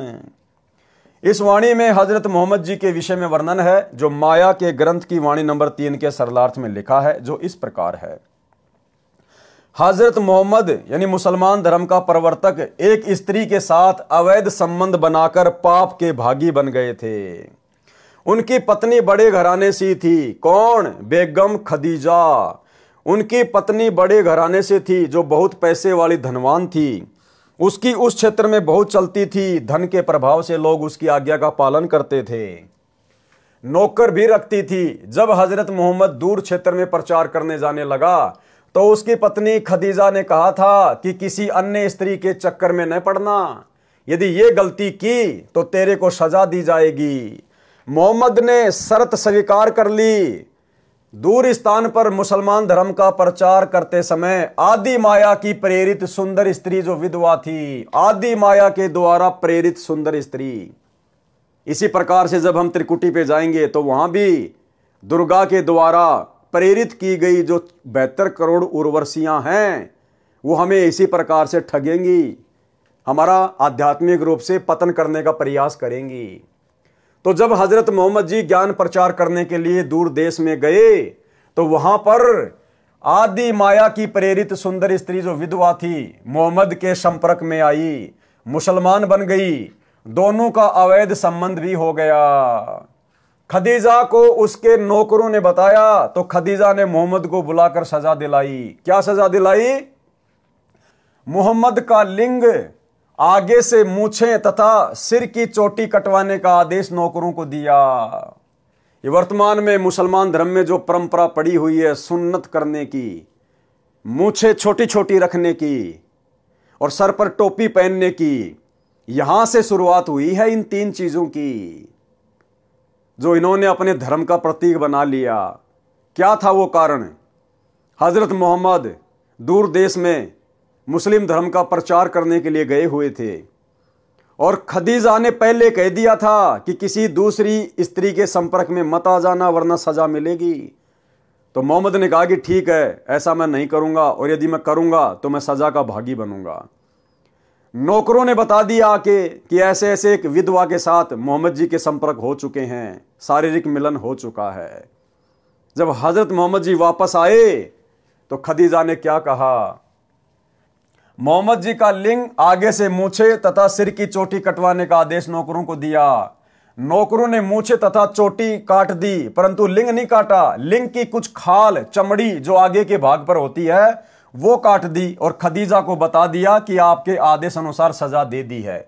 मूछे व चोटी तो स्पष्ट कटी दिखाई दे रही थी, यानी पहले मुसलमान भी हिंदुओं की तरह लंबी लंबी चोटी रखा करते थे। ये खदीजा ने कटवाई सजा के तौर पर। उस कटी हुई चोटी को छुपाने के लिए हजरत मोहम्मद ने फिर टोपी पहननी शुरू कर दी और वर्तमान में फिर आगे चलकर पूरे मुसलमान समाज ने अपना ली। मूछे व चोटी तो स्पष्ट कटी दिखाई दे रही थी, सभा में लिंग की खाल दिखाई गई और मोहम्मद फिर से प्रचार के लिए चला गया। मोहम्मद की पत्नी खदीजा अब निश्चिंत थी कि कहीं भी जाए लिंग तो कट ही चुका है। जब दूर देश में अपने मुसलमान अनुयायियों में गया तो ये हुलिया देखकर कारण जानना चाहा। अब मोहम्मद जी फिर से प्रचार पर निकल गए। चोटी कट गई तो शर्म के मारे टोपी पहन ली, आगे से मूछे खदीजा ने सजा के तौर पर कटवा दी और उनके लिंग की जो खाल थी वो काट दी गई थी। तो जब वापस गए वो प्रचार करने तो उनके भक्तों ने कहा, जो मुसलमान बन चुके थे, कि गुरुजी आपने ये क्या कर लिया? सर पर आपने टोपी क्यों पहन ली और मूछें क्यों कटवा ली गुरुजी आपने? अब हजरत मोहम्मद ने सच्चाई तो बताई नहीं बेइज्जती के डर से और ये कह दिया कि भैया ये हमारे धर्म की पहचान है, ये अल्लाह का आदेश है, जो ऐसा नहीं करेगा वो अल्लाह को प्यारा नहीं होगा, वो अल्लाह का विशेष बंदा नहीं होगा। फिर हम क्या मुसलमान हैं अगर हम इतनी भी कुर्बानी नहीं दे सकते अल्लाह के लिए। फिर धीरे धीरे आगे चलकर ये मुसलमान धर्म की निशानी बन गई। सभा में लिंग की खाल दिखाई गई और मोहम्मद फिर से प्रचार के लिए चला गया। मोहम्मद की पत्नी खदीजा अब निश्चिंत थी कि कहीं भी जाए लिंग कट चुका है। जब दूर देश में अपने मुसलमान अनुयायियों में गया तो ये हुलिया देखकर कारण जानना चाहा, तो मोहम्मद ने बताया कि हमने अपने धर्म की अलग पहचान बनानी है। जो सच्चा मुसलमान होगा वह तो अल्लाह के लिए ये 3 वस्तु तो क्या सिर भी कटा लेगा, जो नकली होगा वह ऐसा नहीं कर सकेगा। अब आपने देखना है कि अल्लाह का आदेश मानना है या नहीं। ठीक इसी प्रकार इसी फॉर्मूले पर वर्तमान में सतलोक आश्रम मैनेजमेंट हरियाणा चल रहा है। अपनी तरफ से मनमाने भक्ति विरुद्ध आदेश देगा, संगत में पीले पर्चे निकालेगा। गुरुजी का आदेश है कांग्रेस को वोट देना है, गुरुजी का आदेश है बीजेपी का वोट देना है, गुरुजी का आदेश है स्टेडियम बनाना है, जाटों का भवन बनवाना है, गुंडों की सीबीआई जांच करनी है, जाट आरक्षण का समर्थन करना है, अन्य प्रकार की बकवादें। और संगत को डराता है कि जो भगत गुरुजी का आदेश नहीं मानेगा, पीला पर्चा नहीं मानेगा, वो काई का गुरुजी का भगत है, उसकी आश्रम में नो एंट्री कर दी जाएगी, उसको आश्रमों में नहीं घुसने दिया जाएगा, उसका कहीं नाम शुद्ध नहीं किया जाएगा। ये तो गुरुजी की लीला है भाई। जो गुरु वचन पे डट गए कट गए फंद 84 के। अगर हम गुरुजी के इन वचनों को नहीं मानेंगे, इन आदेशों को नहीं मानेंगे, हम काहे के भगत हैं। अब भगत बेचारे डर जाते हैं और वो फिर उन पीले पर्चों को, मनमाने आदेशों को गुरुजी का आदेश मान के फॉलो कर लेते हैं। तो इसी प्रकार से हजरत मोहम्मद ने भी अपने भक्तों के बीच में अल्लाह का डर बैठा दिया, जैसे आश्रम वाले पीले पर्चे दिखा के गुरुजी का डर बैठा रहे हैं कि तुम काहे के मुसलमान हो। सच्चा मुसलमान तो अल्लाह के लिए अपनी गर्दन भी कटवा लेगा। फिर चोटी कटवाना, मूंछ कटवाना और सुन्नत करवाना कौन सी बड़ी बात है। सभी मुसलमानों ने अल्लाह का आदेश समझ के कटवाना शुरू कर दिया। इसी तर्ज पे आज सतलोक आश्रम मैनेजमेंट हरियाणा चल रहा है। तो मोहम्मद जी ने बताया कि हमने अपने धर्म की अलग पहचान बनानी है। जो सच्चा मुसलमान होगा वह तो अल्लाह के लिए ये 3 वस्तु तो क्या सिर भी कटा लेगा, जो नकली होगा वह ऐसा नहीं कर सकेगा। अब आपने देखना है कि अल्लाह का आदेश मानना है या नहीं। अब आपने देखना है कि अल्लाह का आदेश मानना या नहीं। ठीक यही शब्द कि अब आपने देखना है। सतलोक आश्रम मैनेजमेंट हरियाणा का सारनामी भगत नवीन सोनीपत वाला, जिसको आश्रम में प्रधान जी कहते हैं, और महेंद्र का 1 नंबर का चमचा। और जब परमात्मा ने 7 संगतियां शुरू करवाई, संगत को ज्ञान आधार से धीरे धीरे समझवाना शुरू किया, तो इनको खलबली मच गई। 2016 की ये ऑडियो है नवीन सोनीपत वाले की। और संगत में क्या आदेश पारित कर दिया कि हमारे को गुरुजी ने कह दिया है और हमारे को गुरुजी ने लेटर में लिख के भी दे दिया है कि महेंद्र जो मेरा छोटा भाई है वो संगत में जो भी आदेश देगा वो मेरा ही आदेश माना जाएगा। और यदि महेंद्र मेरे से पूछे बिना कोई अपना आदेश देता है तो वो भी परमात्मा का ही आदेश माना जाए। तो फिर नवीन सोनीपत वाला कह रहा है कि अब आपने देखना है। यहां पर हजरत मोहम्मद जी ने कहा ना कि अब आप लोगों ने देखना है, तो नवीन सोनीपत कह रहा है कि अब आप भक्तों ने देखना है कि कमाल की तरह गुरुद्रोही बन चुके उस पवन की बातों को ज्यादा महत्व देना है या गुरुजी की बातों को महत्व देना है। हमारे लिए महेंद्र जी का आदेश गुरुजी का आदेश है, और महेंद्र जी गुरुजी से पूछे बिना भी आदेश दें तो भी हमने गुरुजी का यह आदेश मानना है। अब हमने और क्या चाहिए। यानी बाढ़ में जाओ गुरुजी, बाढ़ में जाओ ये ज्ञान, बाढ़ में जाओ सत्संग, बस महेंद्र जो बोल देगा वो हमारे लिए फाइनल है। यह है सतलोक आश्रम मैनेजमेंट हरियाणा के परम भक्तों का तत्व ज्ञान, सारनामी भक्तों का तत्व ज्ञान।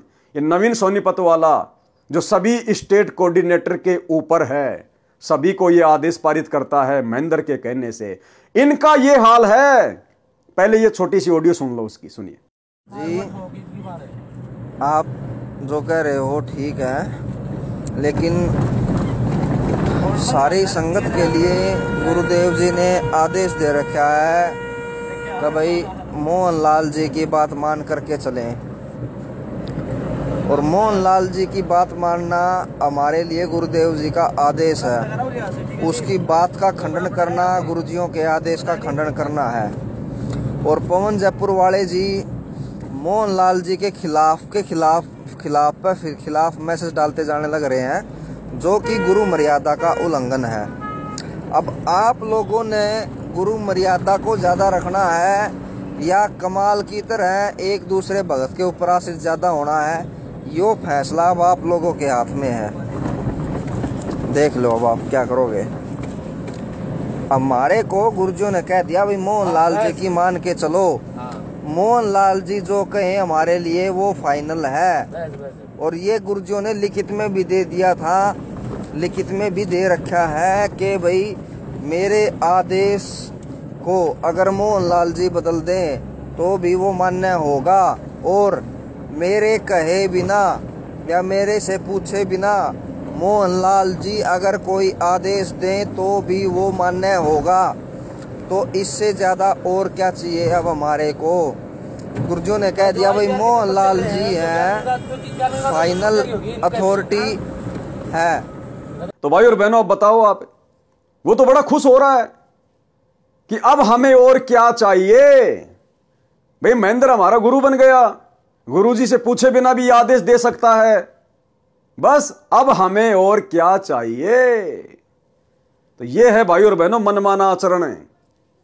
अब महेंद्र तो कल को संगत को लैट्रिन खाने का आदेश देगा, देखते हैं देखे कितने खाएंगे, देखते हैं कितने खाएंगे। ये ज्ञान आधार की भक्ति है, देखा देखी की भक्ति नहीं है। बाढ़ में जाए महेंद्र, हमने अपने गुरुजी को देख के चलना है। हम महेंद्र के सत्संग सुन के नहीं जुड़े, हमारा मोक्ष महेंद्र नहीं करेगा जो हम उस महेंद्र के आदेश मानने के लिए बाध्य हैं। हम अपने गुरुदेव के आदेश मानने के लिए बाध्य हैं, किसी और के नहीं। तो क्या कहा हजरत मोहम्मद ने, वह तो अल्लाह के लिए ये तीन वस्तु तो क्या सिर कटा लेगा, जो नकली होगा वह ऐसा नहीं कर सकेगा। अब आपने देखना है कि अल्लाह का आदेश मानना है या नहीं। तो नवीन सोनीपत वाला भी यह कह रहा कि अब आप भगतों ने देखना है कि उस पवन दास की बात माननी है या महेंद्र जी वाले आदेश मानने हैं। अब बेचारे भगत तो श्रद्धालु होते हैं, श्रद्धालु कुर्बान होते हैं। सब आदमियों ने आगे से मूछें, सिर की चोटी कटवा ली तथा लिंग के आगे से खाल भी कटवा दी, जिससे सुन्नत कहते हैं। फिर तो ये धर्म चिन्ह ही बन गया, छोटी आयु के लड़कों की सुन्नत की परंपरा पड़ गई। अब परमात्मा कहते हैं चलो भाई तुमने सुन्नत करके लड़के को तो मुसलमान बना दिया, लड़की को कैसे मुसलमान बनाओगे। अब मुसलमान धर्म में जो औरतें हैं वो तो मुसलमान है ही नहीं, क्योंकि लड़के की तो आपने सुन्नत कर दी पैदा होते ही, लड़की की कहां से सुन्नत करोगे। ना लड़की के मूछें होती हैं। अब बताओ, ना मुसलमान धर्म में लड़कियां टोपी पहनती हैं, तो मुसलमान धर्म में औरतें तो मुसलमान है ही नहीं फिर। तो ये भी इन सब की भ्रमणा है, ये मनमाना आचरण है। जो हद्दी यानी काल की हद तक की साधना करते हैं उनको तो सब पाप पुण्य भोगने पड़ते हैं। कीड़ी भी मार देते हैं तो उनका भी बदला देना पड़ता है। जैसे बारिश में असंख्यों जीव डूब दिए, नष्ट कर दिए, बारिश से असंख्यों उत्पन्न हो गए, असंख्यों को भोजन मिला, यो तारे यानी कल्याण कर देते हैं। ऐसे परमात्मा भक्तजन संत हैं। सौदा रोकम रोक यानी नगदा नगदी है, अर्थात जैसा कर्म करते हैं वैसा फल हाथों हाथ मिलता है। ऋषि चुनक ने मानधाता चक्रवर्ती राजा की बेहतर अक्षौणी सेना को सिद्धि शक्ति से निर्मित 4 पुतलियों यानी परमाणु बम जैसी घातक शक्ति से नष्ट कर दिया था, तथा कपिल मुनि ने राजा सगड़ के 60,000 पुत्रों को सिद्धि से अग्नि बाणों से मार डाला। उनको अनेकों पाप लगे। राजा जनक विदेही 12 करोड़ जीव आत्माओं को नरक से छुड़वाकर स्वर्ग ले गए। राजा जनक के पुण्य कम हुए, पुनर्जन्म श्री नानक जी के रूप में हुआ। गोरखनाथ जी ने 99 करोड़ राजाओं को ज्ञान सुनाकर राज छुड़वाकर भक्ति पर लगाया। गोरखनाथ ने 99 करोड़ राजाओं के राज छुड़वाकर, जैसे गोपीचंद भर्तरी का, ऐसे 99 करोड़ राजाओं के सतयुग से लेकर वर्तमान तक 99 करोड़ राजाओं के राज छुड़वाए। क्योंकि इनमें सिद्धियां होती हैं, ये हर युग में अपना चोला धारण कर लेते हैं। तो 99 करोड़ तो राजाओं को राज छुड़वाकर भक्ति पे लगाया, बाकी आम प्राणी और कितने होंगे। लेकिन देखो भाई और बहनों, ना मोक्ष उस गोरखनाथ का, ना उन राजाओं का। तो आप और हमारा कितना बड़ा सौभाग्य है, हमारा तो तुरंत मोक्ष। गोरखनाथ ने 99 करोड़ राजाओं को ज्ञान सुनाकर राज छुड़वाकर भक्ति पर लगाया था। अब ये बहुत सारे भगत भाई बहन 100-200 ज्ञान गंगा बांट के 2-4 भक्तों को नाम दिलवाकर अपने आप को पता नहीं क्या समझ लेते हैं। ये शिक्षा लेनी चाहिए गोरखनाथ से। 99 करोड़ तो राजाओं को, आप लोग किसी एक एमएलए को तो नाम दिलवा दो आज। अरे राजा यानी प्रधानमंत्री, राजा की तो छोड़ दो, आप अपने गांव के सरपंच को तो नाम दीक्षा दिलवा दो और छुड़वा दो उससे सारे कर्म। असंभव। फिर किस बात का घमंड, किस बात का अहंकार अपने ज्ञान प्रचारक होने का। गोरखनाथ ने 99 करोड़ तो राजाओं को भक्ति पे लगाया था, परंतु मुक्ति दोनों की नहीं हुई, न गोरखनाथ की न राजाओं की। परमात्मा कबीर जी के शरण में श्री नानक जी आए, तब मोक्ष हुआ, तथा गोरखनाथ को भी सतगुरु कबीर जी मिले, उनको सतनाम दिया, वे भी मुक्त नहीं हुए हैं, क्योंकि उनसे सिद्धि से हुई प्रसिद्धि का आनंद छूटा नहीं। सारनाम मिला नहीं, गोरखनाथ का फिर जन्म होगा, ब्रह्मचारी रहेगा, सतयुग में 1 लाख वर्ष तक दिल्ली का राज करेगा, फिर सन्यास लेगा। तो भाई गोरखनाथ ज्यादा बड़ा या आप और हम ज्यादा बड़े? परमात्मा की शरण में आने के बाद भी, इतना सिद्धि युक्त होने के बावजूद भी गोरखनाथ का भी इस कलयुग की पिछली पीढ़ी में मोक्ष नहीं है। अभी तो वो सतयुग में जन्म लेगा, उसके बाद दिल्ली का राज करेगा 1 लाख वर्ष तक, क्योंकि सतयुग में 70-80 लाख वर्ष तक इंसान की आयु होती है। 1 लाख साल दिल्ली का राज करेगा, फिर बीच में उसको वैराग्य उत्पन्न हो जाएगा, राजपाट को छोड़ के फिर जंगल में चला जाएगा। तो गोरखनाथ बड़ा या आप और हम? इसलिए परमात्मा कहते हैं, गोरख से ज्ञानी घणे, सुखदेव जति जहान, और सीतासी बहुत भारिया, भाई संत दूर स्थान। इस सतगुरु की शरण मिलना अति दुर्लभ है, जो आज आप और हमें प्राप्त हो गई है। तो गोरखनाथ जैसे तो आप और हमारे आसपास भी नहीं हैं? और हम 2 कोड़ी के राजनेताओं की रैलियों में उनके तलवे चाटते हैं, 2 कोड़ी के राजनेताओं का समर्थन करने के लिए उसकी रैलियों में जाते हैं। तो हम भगत कहां समझ पाए अपने आप को, कहां हम अपने सतगुरु को और उनकी भक्ति को समझ पाए? परंतु भक्ति कलयुग के इस समय में ही होगी, यदि पूर्ण सतगुरु मिल गया तो, अन्यथा फिर किसी अन्य जन्म में परमात्मा कबीर जी की विशेष कृपा से ही मोक्ष मिलेगा। ऐसे तारने के उद्देश्य से भक्ति पर लगा देते हैं, समाधान पूर्ण न मिलने से सब काल जाल में ही रह जाते हैं, यह डोब देते हैं यानी नष्ट कर देते हैं। दुर्भिक्ष अर्थात अकाल का प्रकरण है। तो भाई और बहनों, आज के वीडियो में हम केवल इतना ही लेंगे, और प्रत्येक वीडियो में हमें गुरुदेव भगवान के आशीर्वाद से बहुत कुछ अध्यात्म के विषय में जानने समझने को सीखने को मिल रहा है। और हम भाई बहन अपने गुरुदेव से प्रार्थना करके कोशिश करें कि हम गुरुदेव के कर कमल से लिखित इन पुस्तकों में जो शिक्षाएं हैं, क्योंकि भाई और बहनों ये आप और हमारा फाइनल रिवीजन चल रहा है, फाइनल रिवीजन। जैसे परीक्षा से पहले टीचर बच्चों को रिवीजन करवाता है, इसी प्रकार से परमात्मा अपने सत्सेवक बच्चों के माध्यम से ये फाइनल रिवीजन करवा रहे हैं कि अभी तक यदि हमने गुरु को नहीं समझा कोई बात नहीं, मर्यादाओं में हेराफेरी कर दी कोई बात नहीं, लेकिन अब हमने हर प्रकार से मर्यादित होकर गुरु को इष्ट मानकर और एकमात्र टारगेट मोक्ष को लेकर भक्ति मार्ग पर चलना होगा। अब यदि हमने गफलत कर दी तो भाई युग परिवर्तन का समय बहुत निकट है, दिन प्रतिदिन दुनिया मौत की तरफ बढ़ रही है। उस समय परमात्मा फिर अमर्यादित भक्तों की रक्षा नहीं करेगा। हां, यदि उनकी भक्ति से, उनके पुण्यों के कारण, उनकी संचित पुण्य कर्मों की बैटरी के कारण यदि उनकी रक्षा होती है तो होती है, अन्यथा सतगुरु अपनी तरफ से उस समय किसी की कोई सहायता नहीं करेगा। जैसा हमने गुरु की गैर हाजिरी में 2014 बरवाला कांड के बाद जैसा हमने भक्ति मार्ग पर बीज बोया है और जैसी हमने उसकी रखवाली करी है यानी मर्यादा निभाई है, उसी आधार से भाई फल प्राप्त होगा। तो ये फाइनल रिवीजन चल रहा है। सत्सेवक भाई बहन किसी भी प्रकार की गफलत करने की अपने दिलो दिमाग से निकाल दें, नहीं तो परमात्मा फिर ऐसी जगह बैठा देगा असंख्य युगों तक हम इनके दर्शन भी नहीं कर पाएंगे। तो भाई और बहनों, बहुत सोचकर समझकर संभलकर हमने भक्ति मार्ग पर एक एक कदम फूक फूक के रखना है। ये हमारा अंतिम जन्म होना चाहिए, अंतिम जन्म।